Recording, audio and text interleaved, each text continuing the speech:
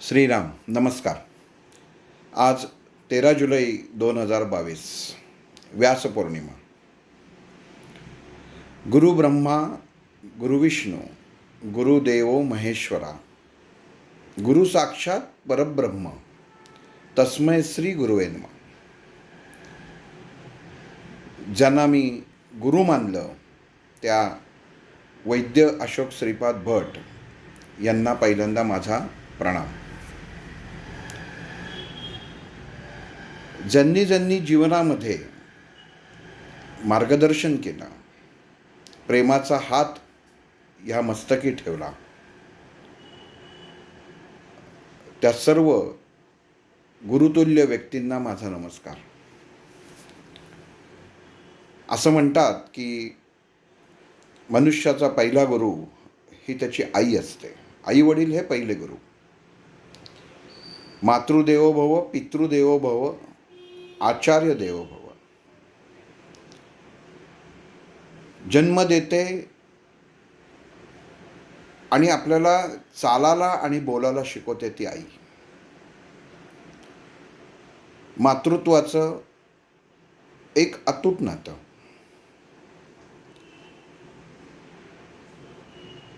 पण ह्या नात्यांवरनं कर्तव्य आणि संस्कार ह्याच्यामध्ये थोडीशी परखड भूमिका घ्यायला लागते आणि तो घेणारा असतो पिता.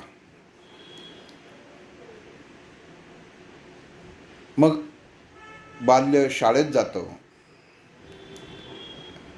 आणि मग शाळेतले शिक्षक हे त्याचे गुरु. जुन्या काळी गुरुकुलमध्ये जायला लागायचं. गुरुकुल म्हणजे जिथं गुरूंचं कुल सर्व प्रकारचे विचार आणि ज्ञान ज्या ठिकाणी प्रदान केलं जायचं असं ठिकाण. आपण महाभारत रामायणामध्ये वाचलेलं आहे की प्रत्येक राजपुत्र हे शिकण्यासाठी धनुर्विद्या असो किंवा विद्या असो हे गुरुकुलमध्ये जायचे. प्रभू रामचंद्रांचे वसिष्ठ, भगवान श्रीकृष्णांचे सांदीपनी आणि तसेच प्रत्येका मनुष्याच्या जीवनामध्ये कोण ना कोणीतरी गुरुतुल्य व्यक्ती ही येत असते. बऱ्याच जणांचा असा एक प्रश्न असतो की गुरु कोणाला करावं, की लगेच काही ठिकाणी उत्तरं दिली जातात की मनुष्याला गुरु करायचा नसतो, गुरु हा शिष्याला शोधत येतो.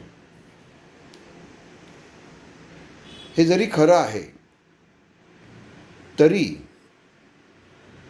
मुळामध्ये आपण ज्ञान, आता एखादा गुन्हेगार प्रवृत्तीचा मनुष्य आला आणि एखाद्या मुलाला गुन्हेगारी प्रवृत्ती आणि वृत्ती ही शिकवली तर तो गुरु होईल का? म्हणजे योग्य ज्ञान देणारा असा हा गुरु आपण पहिल्यांदा लक्षात घेतलं पाहिजे की गुरुची नुसती व्याख्या काय. मग इथं मनुष्यानी सद्विवेक बुद्धी प्रत्येक जीवाला दिलेली आहे. उद्या कोणी जर आपल्या दरवाजाशी आल्यानं म्हटलं की मी तुमचा गुरु, तरी तो योग्य आहे की नाही हे सुद्धा शिष्याला पडताळून पाहायला लागतं. हल्लीच्या जगामध्ये केवळ दांभिकपणा इतका वाढला आहे की आता गल्लोगल्ली गुरु झालेले आहेत. आश्रम प्रत्येक बिल्डिंगमध्ये म्हणलात तरी हरकत नाही. पण जो खरंच ज्ञान देतो, ज्ञानाच्या त्या द्वारापर्यंत आणून सोडतो की जिथं पलीकडे भगवंत उभे आहेत, तिथपर्यंत ज्ञान देतो. आपण असं म्हणतो की चराचरामध्ये भगवंत व्यापलेला आहे. प्रत्येक कणाकणामध्ये परमेश्वर आहे. पण ती बघायची दृष्टी हे सद्गुरू देतात. का करावा किंवा का असावा ह्याला कारण आहे. अभ्यासाची पुस्तकं आपण जसं इयत्ता पास होतो तेव्हा नवीन वर्षांची पहिल्यांदा पुस्तकं घेऊन येतो, त्याला कवरं घालतो, छानपैकी सगळी उलगडून बघतो की काय काय विषय आहेत. पण ते विषय समजण्यासाठीचं ज्ञान जेव्हा तुम्ही शाळेत जाता, पाठशाळेत जाता, तेव्हा ते शिक्षक किंवा ते गुरु करत असतात. म्हणजे गोळा केलेला आहे पण त्याची जाणीव नाही. तसं अध्यात्मशास्त्रामध्ये जे गुरु आहेत, अध्यात्म मुळात अध्यात्म कशाला म्हणायचं? माझ्या आत्म्याने जे ग्रहण केलेलं आहे त्याच्यापेक्षा अधिक आत्मीयता. विषय माहिती आहेत पण त्याच्यात खोलात शिरणं गरजेचं आहे, समजवून घेणं. आणि हे काम गुरु करतात. एखादा जोहरी जेव्हा हिऱ्याला पैलू पाडतो आणि तो पैलू पाडण्याच्या आधी हिरा हातात घेऊन बघतो की ज्याला मी पैलू पाडणार आहे ते पैलू पाडताना हा फुटणार तर नाही ना, हा योग्य आहे ना. म्हणजे अगोदर गुरु ही पारख करतो. वास्तविक जसा कारागीर हा त्याच्यावरती, त्या खड्यावरती जेव्हा घाव घालत असतो त्याला माहिती असतं की किती घाव घातला पाहिजे. जर जास्त घातला तर तो खडा हिरा फुटणार आहे, पण योग्य घातला तर तोच चमकणार आहे. हे जे गणित आहे, हे गणित बांधाचं काम जी व्यक्ती करते त्याला गुरु म्हटलं जातं. बऱ्याच ठिकाणी वाचण्यात येतं, गु म्हणजे अंधार आणि रू म्हणजे प्रकाशाकडे नेणारा, अंधारातून प्रकाशाकडे नेणारा. पण अंधार कुठला? तर ज्ञानाचा. मग प्रत्येक जीवामध्ये ज्ञानाचा अंधार आहे का? तर निश्चित नाही. प्रत्येक व्यक्तीकडे ज्ञान आहे, पण ते ज्ञान योग्य वळणावरती नेणारा किंवा त्याला योग्य वळण लावणारा असा तो गुरु. परवा डॉक्टरांशी बोलता बोलता एक शब्द, म्हणजे ग्रुपवरती आता दिलेलं आहे की गुरुचं जीवनातील महत्त्व काय, हा विषय दिला होता. पण फक्त अंधारातून उजेडाकडे नेणारा तर नाही. डॉक्टरांनी सांगितलं, गुह्यत्तम गोष्टी जो रुजवतो तो गुरु. गुह्यत्तम मधला गु आणि रुजवतो तो रू. म्हणजे ज्ञानामधल्या ज्या गोष्टी ह्या मनुष्य देहाला रुजवल्यानंतर उत्तम आणि योग्य बीज पेरलं जाणार आहे आणि त्याला एक छानपैकी विचारांचा कोंब फुटणार आहे, तो गुरु. एक वाक्य अजून मला खूप छान वाटलं. गुरु नसावा नाशिवंत किंवा जो नसे नाशिवंत तो केवळ सत्य तोच आहे अनंत. किती सुंदर वाक्य आहे. कारण गुरुचं ज्ञान हे कधी नाशिवंत नसतं. तुम्ही काय शिकलात आणि काय ग्रहण केलंत, काय प्राप्त केलंत, हे खूप महत्त्वाचं आहे.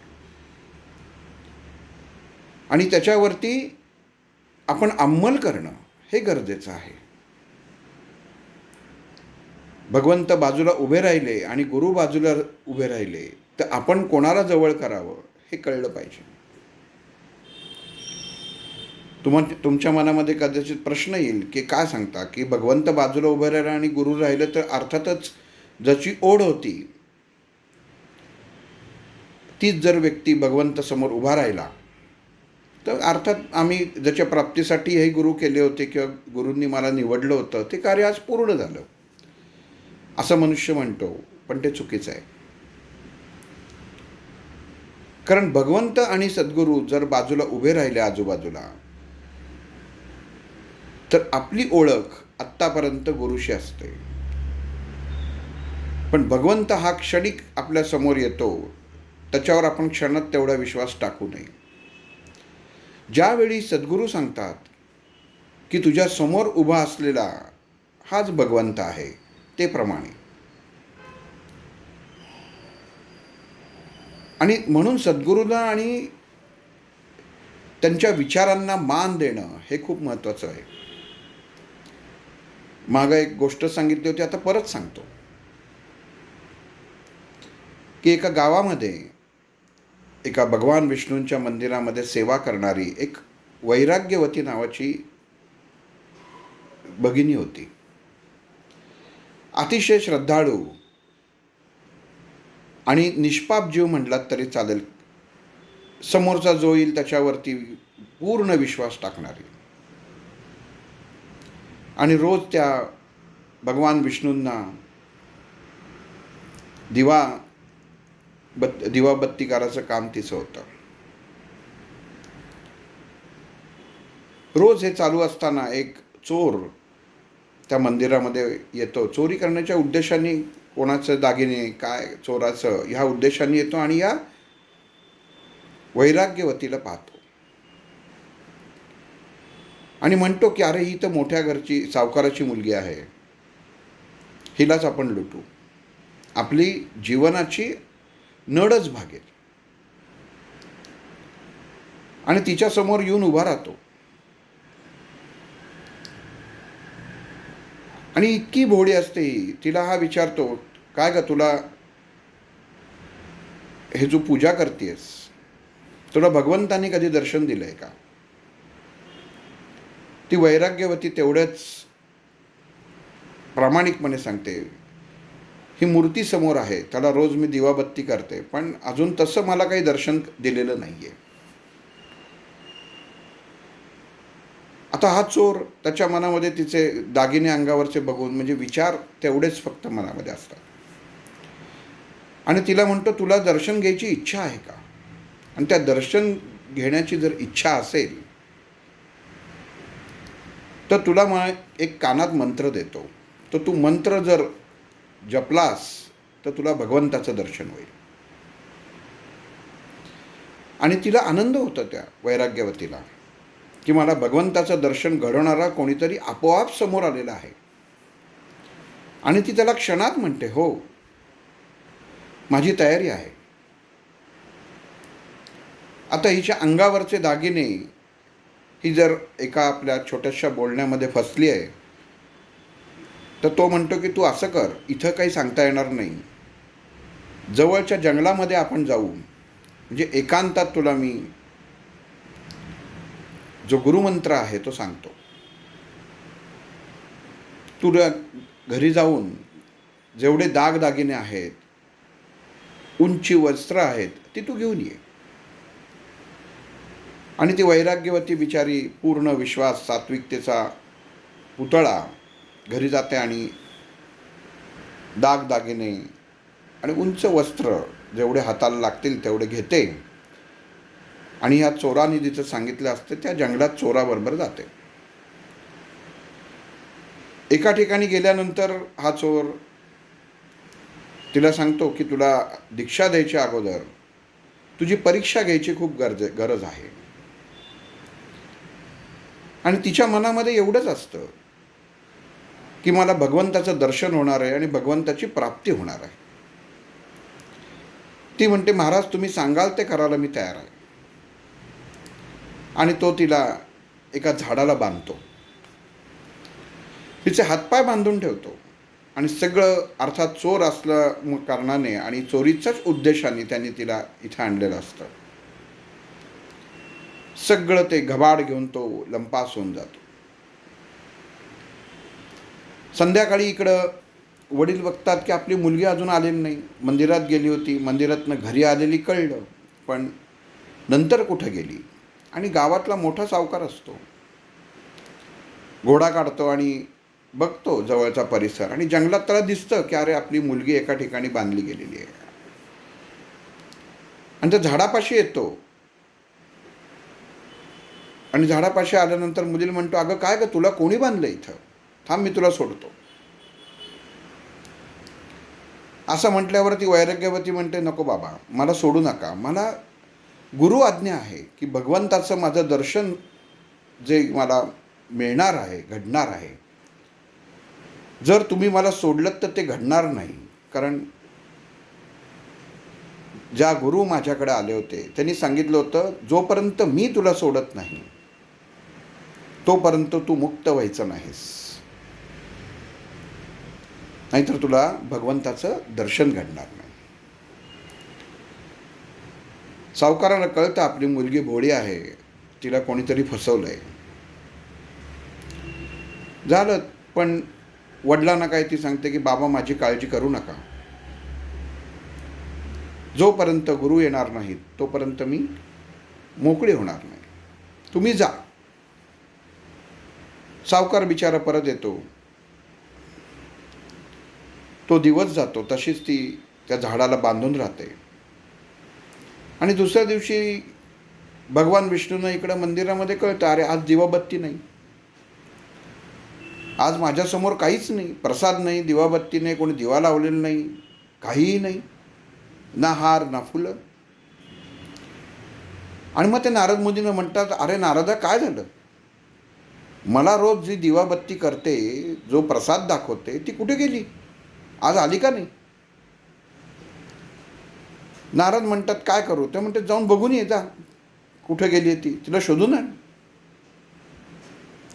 झालं, नारद बाहेर पडतात, येतात झाडापाशी, वैराग्यवती बांधली गेलेली असते. तिला म्हणतात अगं साक्षात भगवान तुझी वाट बघतायत आणि तू काय इथं, तुला कोणी बांधलं. ती वैराग्यवती सांगते, महर्षी माझा नमस्कार स्वीकारा, माझ्या गुरूंनी मला बांधलेलं आहे. अरे ती म्हणते तू मूर्ख आहेस, ज्यांनी तुला बांधलं तो चोर होता आणि तुझं सगळं संपत्ती घेऊन तो पळून गेला, आणि तू काय त्याच्या बोलण्यावर विश्वास ठेवतेस. आणि मग वैराग्यवती म्हणते नाही, माझ्या गुरूंवर विश्वास आहे, त्यांनी मला सांगितलं आहे की मी तुला भगवंताचं दर्शन घडवणार, आणि आत्ता मला खात्री पटत चालली आहे. मला बांधून 2 दिवस झाले आणि दुसऱ्याच दिवशी साक्षात नारदाचं दर्शन मला घडलं आहे. हा केवढा मोठा योग आहे. नारद मुनींना कळतं की फारच भाबडी आहे, पण ही काही ह्याच्यातनं मोकळी होईल असं वाटत नाही, आणि ते परत भगवान विष्णूकडे येतात. आणि भगवान विष्णू सांगतात ते काही प्रकरण माझ्यातनी सावरायचं नाही, तिथं तुम्हालाच यायला लागणार आहे. सगळी घडलेली परिस्थिती भगवान विष्णू सांगतात आणि म्हणतात चल नारदा. आणि साक्षात भगवान विष्णू नारदाबरोबर जिथं त्या वैराग्यवतीला बांधलेलं असतं तिथे येतात आणि तिला सांगतात अगं काय, 2 दिवस झाले मी तुझी वाट बघतोय, दिवाबत्ती नाही, प्रसाद नाही, आज मला साक्षात यायला लागलं, नारदाला पाठवलं तरीच तू मोकळी झाली नाहीस. वैराग्यवती भगवंताला नमस्कार करते आणि म्हणते भगवान माझा नमस्कार स्वीकारा. भगवंत म्हणतात नारदा हिला पहिलं सोड. तशी ती नाकारते. ती म्हणते नाही, जोपर्यंत गुरु येत नाहीत तोपर्यंत मी मोकळी होणार नाही. त्यांनी मला आश्वासन दिलेलं आहे, खात्री दिलेली आहे की मी आलो, तू इथं जोपर्यंत बांधली गेलेली आहेस तर भगवंताचं दर्शन मी तुला नक्की घडवीन. आणि पहिल्यांदा मला दुसऱ्या दिवशी नारदांचं दर्शन झालं आणि आज साक्षात तुमचं दर्शन झालं, ह्याच्यापेक्षा अजून काय पाहिजे. ज्याच्यासाठी गुरुनी मला बांधलं ते फळ माझ्या पदरात पडलं. माझे गुरु काय आल्याशिवाय मी काय सुटणार नाही किंवा सोडवून घेणार नाही. झालं. भगवान विष्णूसुद्धा म्हणतात की काय आता बोलणार. त्यांनाही कळतं की हिला फसवलंय आणि त्या नारदाला सांगतात जा त्या चोराला शोधून आण. नारद म्हणतात कुठं शोधू प्रभू. म्हणतात असेल अजून कुठेतरी चोरी करायच्या तयारीत असणार, कारण चोर त्याच्या स्वभावावरनं काही हटणार नाही. प्रभूंची आज्ञा घेऊन नारद जातात आणि त्यांना एका ठिकाणी हा चोरीच्या तयारीत असलेला दिसतो आणि त्यांना ते हटकतात. म्हणतात, चल, त्या मुलीला बांधून ठेवलंयस त्या वैराग्यवतीला, तिला सोड, ती येत नाही आहे. तो चोर म्हणतो, मी काय येऊ? मग सांगतात, साक्षात भगवंतानी बोलवलं आहे.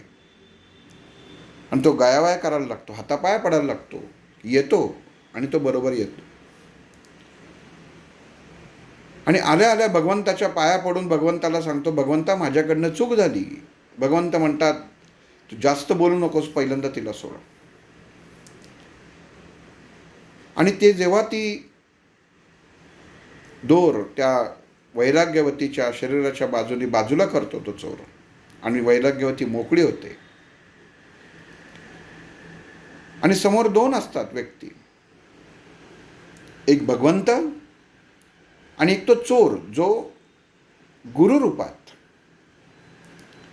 या वैराग्यवतीला आश्वासन दिलेलं असतं, भगवंत भेटेल. आणि खरंच या कृतीमधनं त्याला भगवंत प्राप्ती झालेली असते तिला. आणि ती सुटल्या सुटल्या पहिला नमस्कार त्या चोराला करते, म्हणजेच त्या गुरुला करते.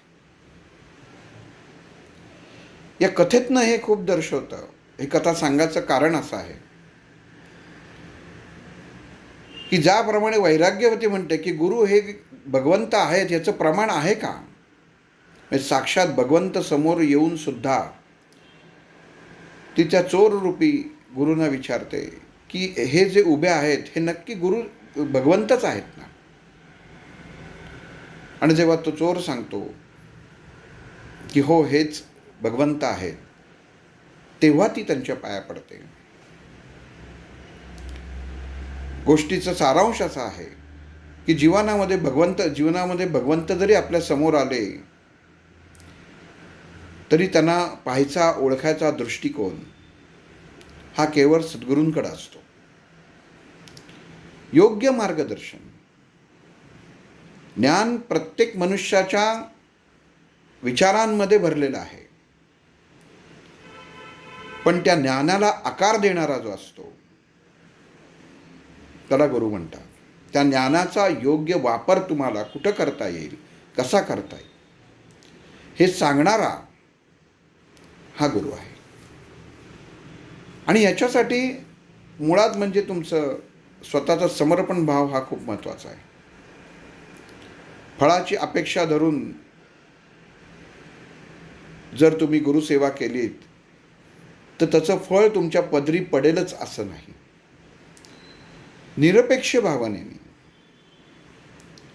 निरपेक्ष भावनेने जो सेवा करतो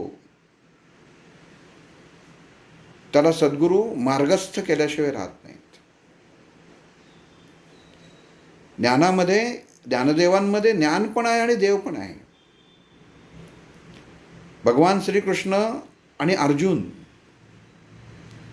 आपल्या सर्वांना माहिती आहे, आपण कित्येक वेळा या गोष्टीची चर्चा केलेली आहे की जोपर्यंत शिष्याला कळत नाही की मी ज्याच्याशी बोलतो आहे, ही ओळखाची नजर असते.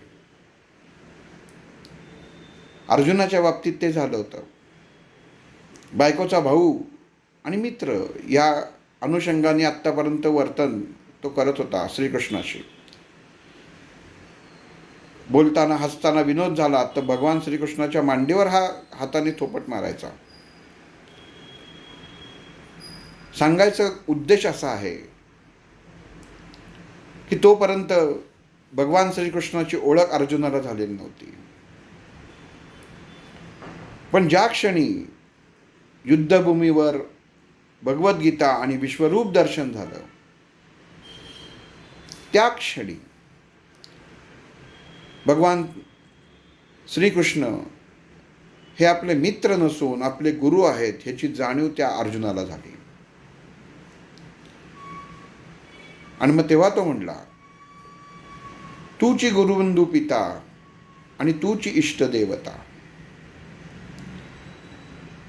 गंमत अशी आहे की सद्गुरू येतात, रूप दाखवतात, खरा आहे का खोटा हे सुद्धा ओळखण्याचं दृष्टी ह्या आपल्या शिष्य लोकांना असणं गरजेचं आहे. काय प्राप्त झालं? एखादी गोष्ट, एखादी वस्तू, 8 प्रकारचे रुद्राक्ष, काही प्रकारची अत्तरं, काही प्रकारच्या वस्तू, काही प्रकारचे फोटो, नारळ. गुरु हे कधीच देत नाही. ज्ञान प्रदान करणं आणि घडवणं एवढंच काम सद्गुरू करत असतात. आणि त्यांची अनुपस्थिती असेल आणि तुमची श्रद्धा जरी प्रबळ असेल तरी ते तत्व काम करतं. आपल्याला सगळ्यांना एकलव्याचं उदाहरण माहिती आहे की द्रोणाचार्यांनी नाकारलं तरी त्यांचा पुतळा करून त्यांनी धनुर्विद्या शिकलेली होती. इतकी ताकद असते. आणि शब्द एकदा गुरु आज्ञा झाली की त्या शब्दामध्ये का, कशासाठी, कधी, केव्हा हे प्रश्न येता कामा नये.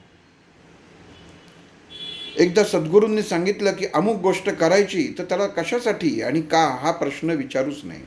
त्यांनी सांगितलं हे करा म्हणजे करा. आणि जीवनाचा प्रकाश हा ज्ञानाच्या शिवाय कशानेच उदित होत नाही. अजून एक छानशी गोष्ट आहे की गुरुवरती श्रद्धा असली की काय होतं. डॉक्टर रामन हे एक आपल्या भारतीय सायंटिस्टमध्ये सायंटिस्ट होते. सत्य घटना आहे. आणि दक्षिण ध्रुवावरती भारताची प्रयोगशाळा आहे. जगतामध्ये 5-6 देश असे आहेत की त्यांची दक्षिण ध्रुवावरती प्रयोगशाळा आहे. त्यातला भारत हा एक देश आहे. आणि जेव्हा हे त्या अंटार्क्टिका मोहीम, दक्षिण ध्रुवाच्या मोहिमेला निघाले तेव्हा त्यांच्या पत्नीने त्यांना एक डायरी दिली आणि सांगितलं रोज तुमचा जो अनुभव आहे तो या डायरीत तुम्ही लिहा, म्हणजे आम्हाला नंतर जेव्हा तुम्ही परत याल तेव्हा मला वाचता येईल की तुम्ही काय काय अनुभवलं आहे. डॉक्टर रामन हे वैज्ञानिक होते आणि त्यांच्या पत्नी या सुद्धा डॉक्टरेट होत्या, पण गुरुवरती नितांत श्रद्धा असणाऱ्या होत्या. आणि डॉक्टर रामन हे नास्तिक होते. नास्तिक शब्दाचा अर्थ मुळात म्हणजे बऱ्याच जणांना कळत नाही की नास्तिक म्हणजे काय, जो भगवंताचा किंवा देवाचा द्वेष करणारा असा नाही. नास्तिक हा सुद्धा श्रद्धाळू असतो.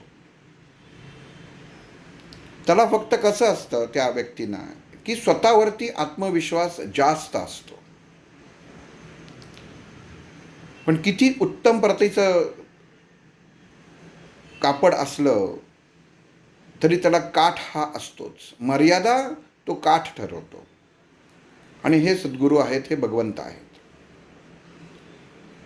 आणि ते डॉक्टर आपल्या पत्नीकडनं ती डायरी घेतात आणि मोहिमेला निघतात. आणि दक्षिण ध्रुवावर जागे इच्छित स्थळी पोचल्यानंतर त्या डायरीचं पहिलं पान उलगडतात आणि बघून फक्त हसतात आणि डायरी बंद करतात. फक्त रोज उघडायचे आणि ते पान बघून हसायचे, त्याच्यावरती लिहायचे ते. पण पहिल्यांदा डायरी उघडल्या ते हसायचे. आणि एक दिवस अशी गंमत होते की काही संशोधन करायचं असतं म्हणून त्यांना त्या प्रयोगशाळेपासून थोडंसं लांब जायला लागतं.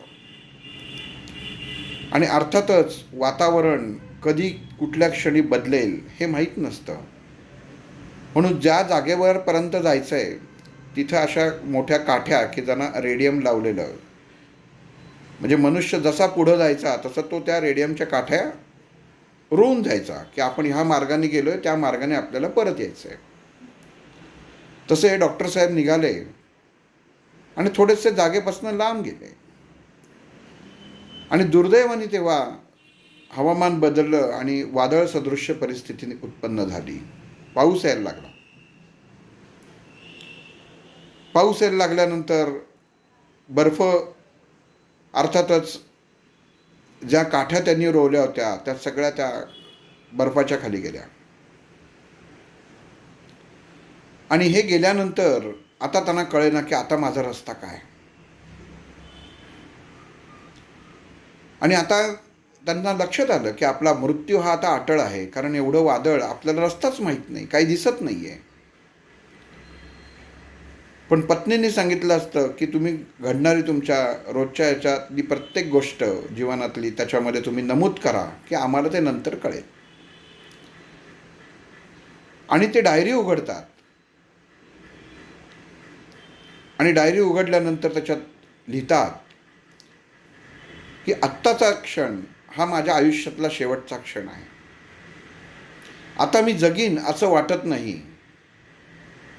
पण हे वादळ जे आत्ता आलेलं आहे आणि ज्यांनी ज्या खुणा परत येण्यासाठी मी रोवल्या होत्या त्यासुद्धा नष्ट झाल्या आहेत आणि आता मी रस्ता चुकलेलो आहे आणि आता मला रस्ता दाखवणारही कोणी नाही. त्याच्यामुळे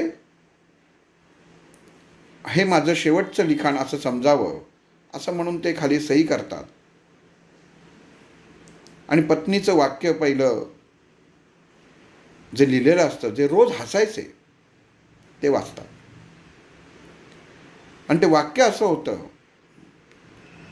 की जीवनामध्ये कितीही मोठं संकट असो आणि मी जरी नास्तिक असलो तरी माझी पत्नीची सद्गुरू कृपे इतकी श्रद्धा आहे की मला प्रत्येक वेळी मार्ग मिळेल.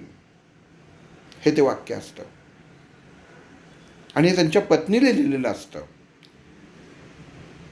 की नवरा नास्तिक म्हणजे वाचणार कोण, हे डॉक्टर वाचणार की मी नास्तिक आहे, पण माझ्या पत्नीची इतकी गुरुश्रद्धा आहे. आणि हे वाक्य वाचतात आणि डायरी बंद करतात आणि त्यांच्या असं लक्षात येतं की एक रानटी कुत्रं तिथं आलेलं आहे आणि ते रानटी कुत्रं त्यांच्या त्या कोटाला धरत ओढत नेतं. आता ते म्हणतात आता काय आपल्याला आपलं जीवन आहे काय आणि नाही काय, निदान या कुत्र्यांना तरी आपण आपलं शरीर मिळावं आणि त्यांची भूक भागावी या उद्देशाने ते जसं ओढत असतं तसं ते जायला लागतात. आणि काही क्षणातच त्यांच्या लक्षात येतं की आपली प्रयोगशाळा समोर दिसतीये आणि त्या प्रयोगशाळेच्या रस्त्यावरती आवाक्यात आल्यानंतर ते कुत्रं बाजूला होतं आणि क्षणार्धात नाहीसं होतं. आपल्या प्रयोगशाळेत जातात आणि त्यांचे मित्र त्यांची वाट बघत असतात आणि त्यांनाही खात्री असते की इथं ह्या वादळामध्ये कोणीच वाचणं शक्य नाही. आपला मित्र बहुतेक गेला आणि त्यांना समोर बघून सगळ्यांना आश्चर्य वाटतं. आणि आल्या आल्या डॉक्टर पहिलं वाक्य काय उच्चारतात, सगळे मित्र म्हणतात की डॉक्टर तुम्ही जिवंत आलात हेच मोठं भगवंताची कृपा आहे. तेव्हा डॉक्टर म्हणतात ही भगवंताची कृपा आहेच आहे, पण माझ्या पत्नीचा तिच्या गुरुप्रती असलेली निष्ठा आणि विश्वास आज कामी आली. आणि याचं प्रमाण त्यांची पत्नी इथं मुंबईला जे राहत असते ते स्वप्नात जाऊन सांगतात गुरु की काळजी करू नको, तुझ्या नवऱ्याला मी मार्गस्थ केलेला आहे. गंमत बघा की गुरुवरती श्रद्धा आणि विश्वास असेल तर जीवनातल्या कितीही मोठी संकट असो ही पार होतात. म्हणून गुरुवरती आपली श्रद्धा आणि त्यांनी दिलेला मार्ग याच्यावरती निशंकपणे चालणं हे खूप महत्त्वाचं आहे. स्वामी समर्थांचं तारक मंत्र जो आपण ऐकतो म्हणतो की निशंक होई रे मना, निर्भय होई रे मना. हे त्या स्वामींच्या प्रती, त्या भगवंताच्या प्रती, गुरुच्या प्रती आपण केलेलं विधान आहे की मनुष्याच्या मनामध्ये असलेला संशयच अपयशाला कारणे ठरतो. कारण मनुष्याला असलेली प्रत्येक गोष्टीची ओढ, अमुक गुरूंकडे गेलो तर ह्यांनी मला काय दिलं, अमुक यांच्याकडे गेलो तर त्यांनी काय दिलं. तर सद्गुरूंप्रती फक्त श्रद्धा हवी, बाकी काही नसावं. कारण आपण जीवनामध्ये ज्ञानप्राप्ती, एखादी गोष्टी जर धनाढ्य व्यक्ती असेल पण त्याचा मुलगा जर अशिक्षित असेल तर ते धन तो टिकवू शकत नाही. पण तुम्हाला जर ज्ञान असेल तर ते ज्ञान तुम्हाला धनाढ्य बनवू शकतं. म्हणून ज्ञान असणं हे खूप महत्त्वाची गोष्ट आहे आणि तेच हवं. आणि आपले हात आणि आपला माथा त्याच ठिकाणी समर्पित करावा की जिथं ज्ञानाची देवाणघेवाण होईल. भौतिक गोष्टींची देवाणघेवाण ही शक्यतो करू नये. शक्यतो हा शब्द एवढ्यासाठी वापरला की आपण इथनं मुंबईला चालतही जाऊ शकतो आणि विमानानेही जाऊ शकतो. म्हणजे एखादी गोष्ट प्राप्त करायची असेल तर तो न्यायचा अधिकार त्या गुरुचा असतो.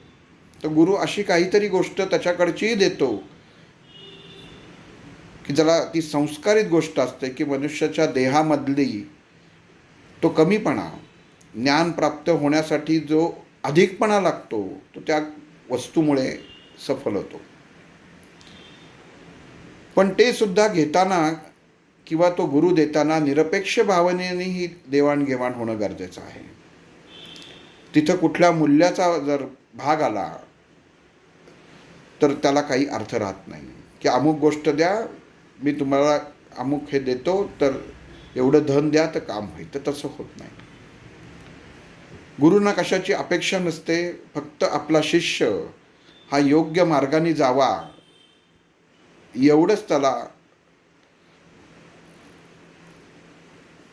त्या प्रत्येक गुरुंना अपेक्षित असतं.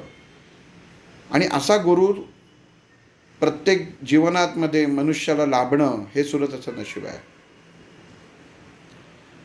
माझ्या जीवनामध्ये डॉक्टर मला लाभले, खरंच योग्यता नाही, पण कसं त्यांनी सहन केलं असेल. आज मी मागं वळून जेव्हा बघतो तेव्हा मला कळतं की त्यांनी कसं सहन केलं असेल. इतकं शिकवलं. त्यांचे पेशन्स माझ्या पेशन्सपेक्षा त्यांचे पेशन्स किती होते आणि त्यांचा विश्वास किती होता, ही गोष्ट खूप महत्त्वाची आहे. हुल्लडबाजी मनुष्य करत असतो, पण शब्दांनी आणि विचारांनी मग ते बांधायचं कसं हे डॉक्टरांनी योग्य केलं. आणि आज त्यांना मी परत वंदन करतो. फक्त व्यास पौर्णिमेच्या दिवशी आपल्या गुरुची आठवण काढून फक्त त्या दिवशीच त्यांचं पूजन करून बाकीच्या 364 दिवस विसरणं हे योग्य नाही. क्षणोक्षणी गुरुप्रती जगणं पाहिजे. श्वास हा भगवंताबरोबरच गुरुप्रती पाहिजे. जीवन जगताना घडणारी कृती ही गुरुप्रती, गुरुच्या अवमान कुठं होणार नाही ना, या विचारांनी होणं गरजेचं असतं. गुरुचं मार्गदर्शन म्हणजे काय की योग्य मार्गाने जाणं हे मनुष्याच्या विचारांनी आणि मनुष्याच्या पावलांनी ठरवायचं असतं. आणि तो एकदा नियम मनुष्याने पाळला की मगच त्या सद्गुरूंच्या मार्गावरती चालतोय किंवा चालली असं म्हणायला हरकत नाही. कुठलीही मनामध्ये अपेक्षा ठेवता ती फक्त ज्ञानाची ठेवा. ज्ञान हेच गुरु आहे. आणि परत एकदा सांगतो, वाक्य सुंदर होतं. नाशिवंत नाही, जे आहे सत्य अनंत, तोची एक गुरु. श्रीराम.